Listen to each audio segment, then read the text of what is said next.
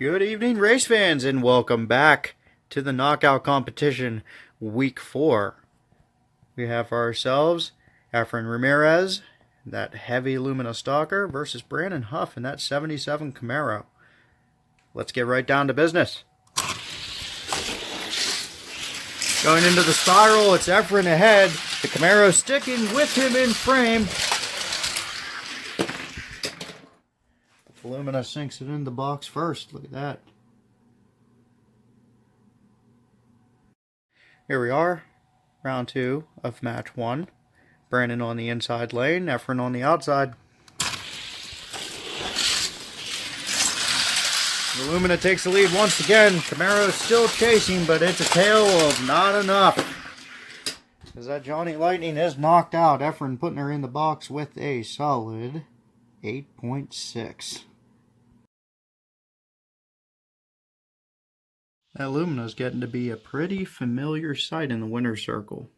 And I'm sure a few people will have something to do about that in the weeks ahead.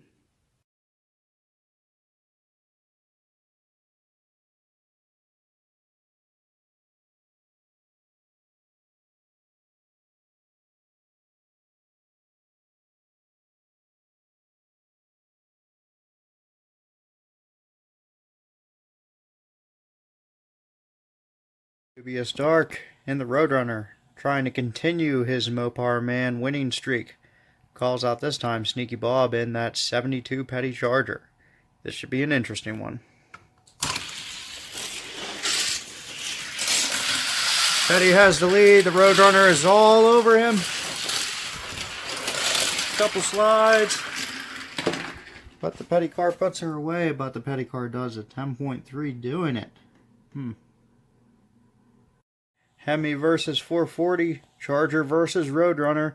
You couldn't ask for a better matchup than this.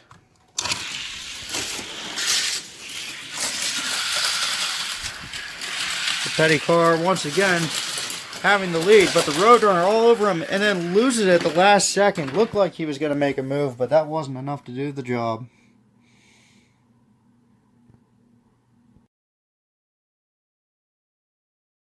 And just like that, Sneaky Bob ends the Mopar rampage of Mr. Dark. Pun definitely intended.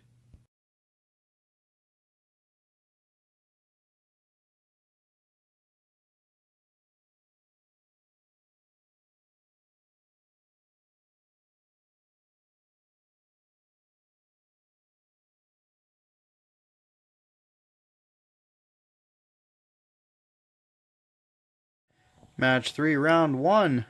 We have Hutch in the red F50 taking on Kiaris Grant in the purple one. Let's see who has the better Ferrari. Hutch is taking off. Kiaris still hanging in. Oh, he lost a lot of momentum. And it's Hutch all alone. Crosses line into the box.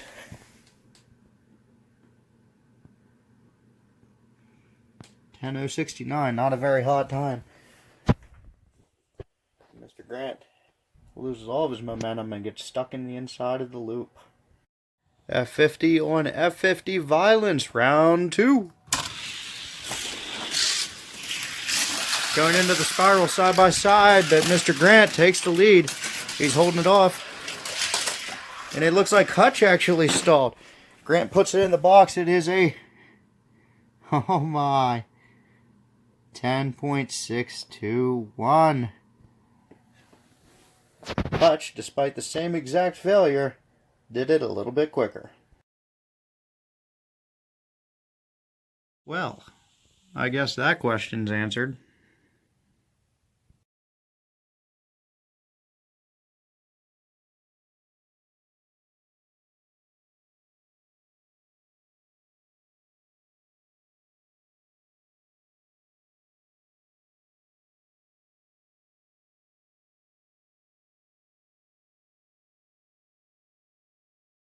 Seem to be having a lot of themed races in this week. We've had Chevys, we've had Mopars, we've had Ferraris, and now we have 90 sports cars. Hutch in his second feature in this film versus Greg Hearn in that Carrera. Hutch looks like he's taking the lead. He's going into the spiral. Greg Hearn with a big burst of speed, catching back up. It's a race across the line. That Porsche lit by the Viper's taillights. 9.935 for Hutch. And Hutch is now on defense as the fat-ass Porsche has all the speed where it needs it. And unfortunately, everywhere that Hutch doesn't. And he's starting on the inside lane on this race. Going into the spiral, this time the Carrera holds that lead. The Viper is trying to gain on him. Remember, 9.9 is the time. The Carrera wins it. And the Carrera wins it. Look at that. Greg Hearn advances again. Well, this time, the Germans won this war.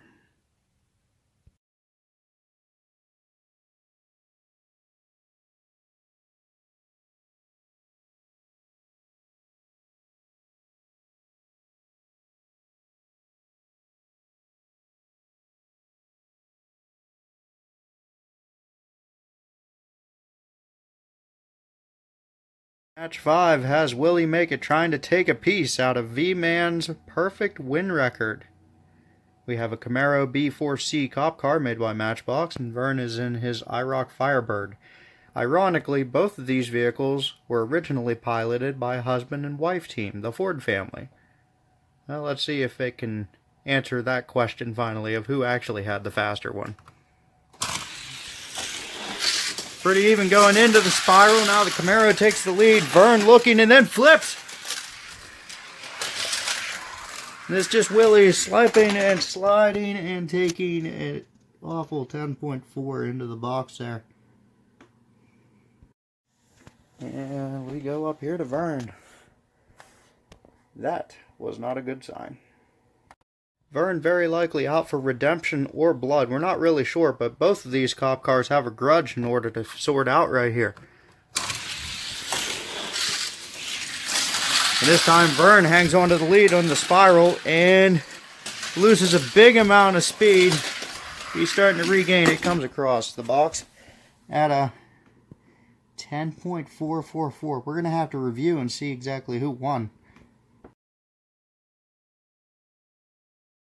Willie indeed made it with a margin of victory of just 4/100ths of a second. Now he has the fun point of trying to figure out which of these cars he's keeping.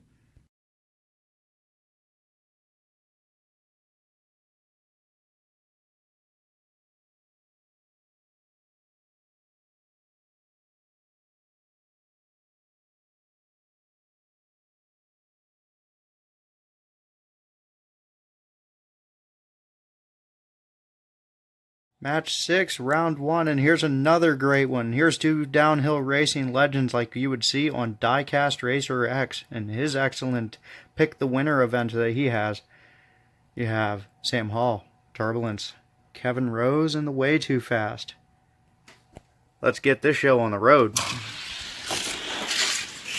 Nice and even speed. Turbulence may be having the greatest challenge it's had yet this entire competition, but that doesn't mean that he didn't win it.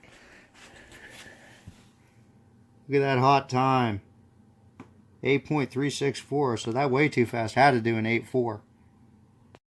This time Kevin Rose has the inside line advantage. And Sam is on the outside, but don't count him out. And the Way Too Fast has ejected itself on track already once this competition. Let's see how this ends. Once again, very nice and even, but Turbulence takes the lead. The Way Too Fast losing control. I can barely keep up with the camera, but there it is. Turbulence wins both races. Sam Hall continues with his impressive win streak. And Sam Hall once again has to figure out which car he's going to be keeping. Not that this one's going anywhere.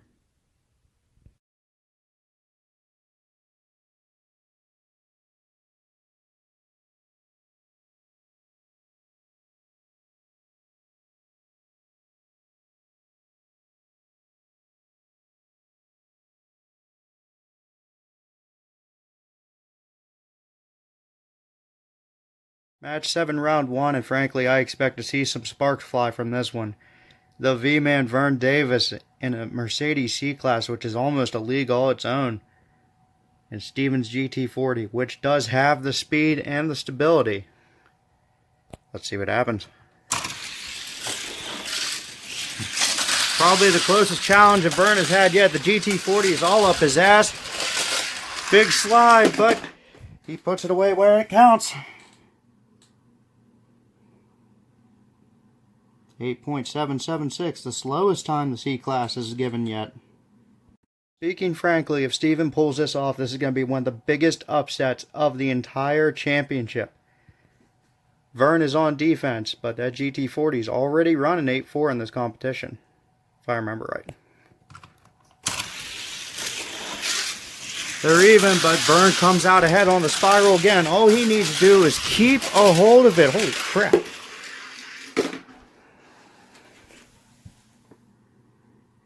Yeah, keep a hold of it. He did. 8.158, showing that he is not a joke. Despite losing the IROC in just the video before, or race before, depending on how we look at this, Vern gained a much faster car, so I don't believe he's hurting too much for the consequence. If we were betting, I would say that he is probably your #1 seed for this entire championship.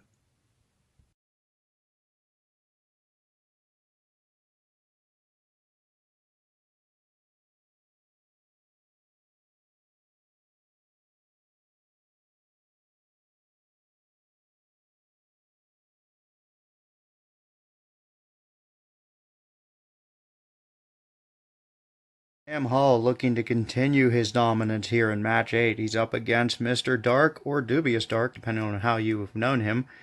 That 71 Plymouth GTX. It's a beautiful car, but I have a feeling it's not going to be his for much, much longer. And indeed, Sam takes a strong lead. This time holding steady. He's all alone out there. One hell of a bad hit going into the box, though. 9.131. Mr. Dark should be looking to see if he can trade the Roadrunner's tiny little bird wings away for angel ones, because he's going to need them at this point. Sam takes the lead again going into the spiral. Just look at him go. Nice and stable. That's the end of that. Beautiful consistency of a 9.1. Sam Hall with perhaps the only Ferrari in this competition that isn't constantly ending up on a trailer, if that isn't remarkable. But sorry for Mr. Dark though, it just wasn't in the cards for him. He's officially knocked out.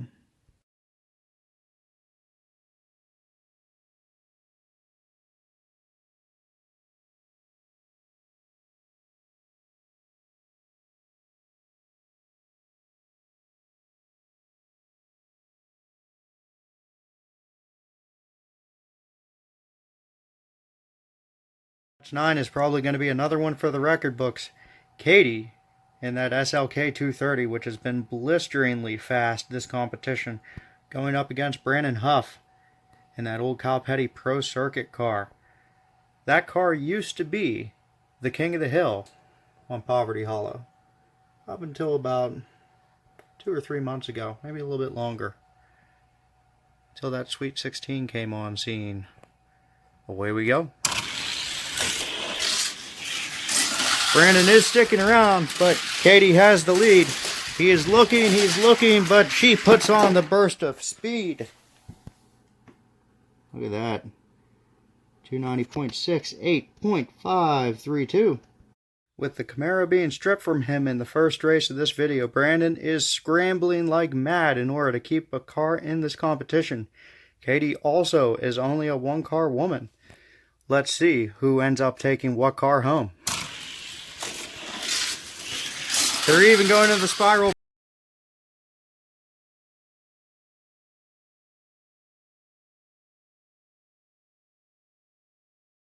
Brandon has the lead. Katie loses control. Brandon has it. Now he needs to hold it together. Puts it in the box. with an 8.9 at the same trap speed. It looks like Brandon is knocked out. And Katie, yeah, landed right here. Not so good for her either. Despite having the stability where he needed it, he just didn't have the speed. Brandon's thunder has officially been stolen.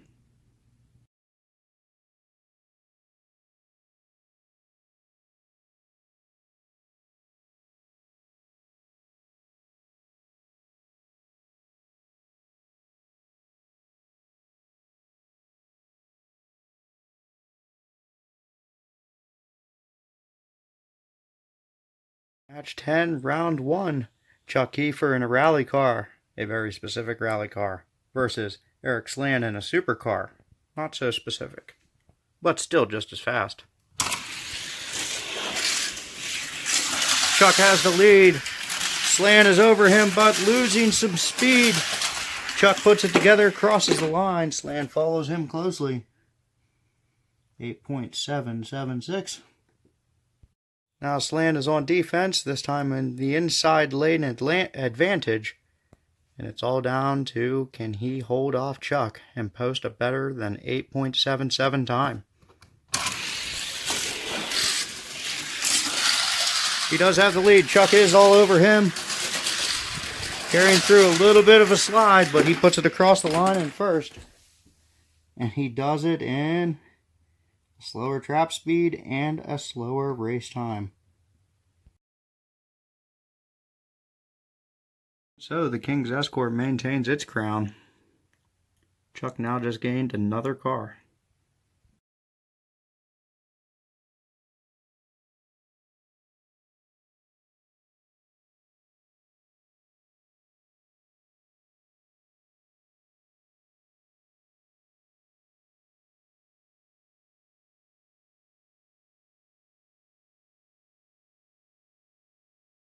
It is the final match of the week. Greg Hearn hoping to finally break the losing streak of that Lamborghini Diablo, as I believe he's the 4th owner of that car, taking on Jordan B in the El Camino with the super fast wheel package. Let's see if it lives up to the hype.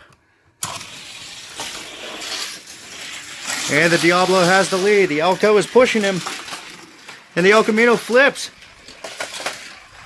Greg is all alone, goes into the box, has a 10.145 at 221 miles an hour. Jordan B flips. Here we are, the final match. We may finally see history make itself known. Can the Diablo finally win one? Oh, the El Camino has the lead. The Diablo's all over him. He's pushing him.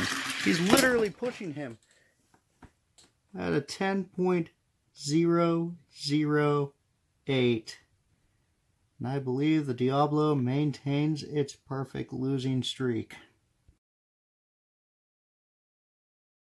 When this competition is finally over, I'm probably going to put that Diablo away and we're never going to speak of this car ever again.